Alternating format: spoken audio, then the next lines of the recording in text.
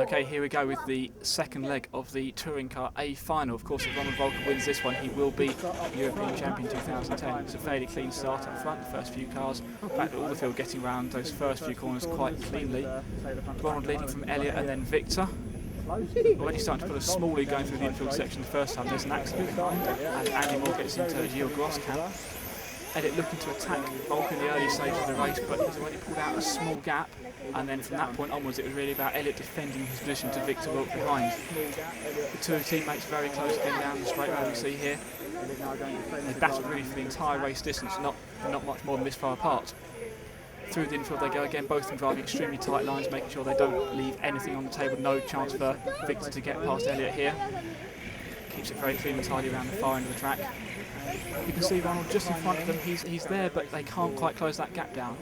Meanwhile behind them we had Andy Moore and Mark Reinhold. They had a good battle for fourth place throughout almost the entire race again. Andy's pulled a small lead over Mark here, but Mark closes right back up again, trying to find a way past.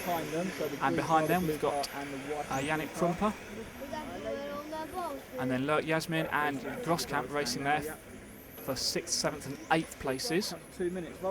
Once again some great battles all the way through the field, really entertaining the spectators surrounding the French circuit. But it was all about one person, Ronald Volker out in front. And then that left Elliott and Wilk battling for second place for the entire race distance really. Again you see them really close here coming down the straightaway.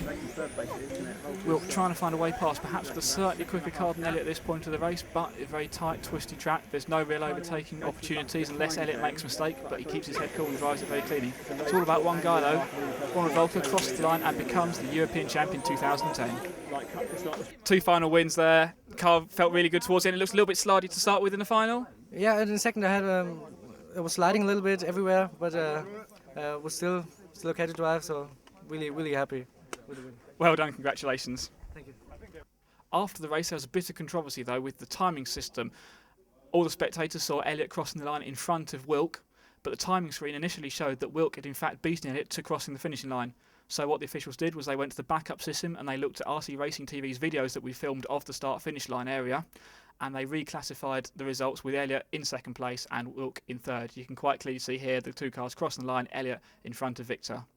So the results of that second day final, obviously Ronald Volker out in front, wins the leg and is the European champion. Elliott Harper finishes second again, that puts him in a really strong position for second overall. Victor Wilk third place, Andy Moore in fourth, Gilles Groscamp in fifth, Lurk Yasmin in 6th, then Juho 11 and 7th, Yannick Prumper 8th, Mark Fisher 9th and Mark Reinhold classified in 10th place. He finished in 6th but was disqualified for his body shell being too low, so he's dropped to the rear of the field.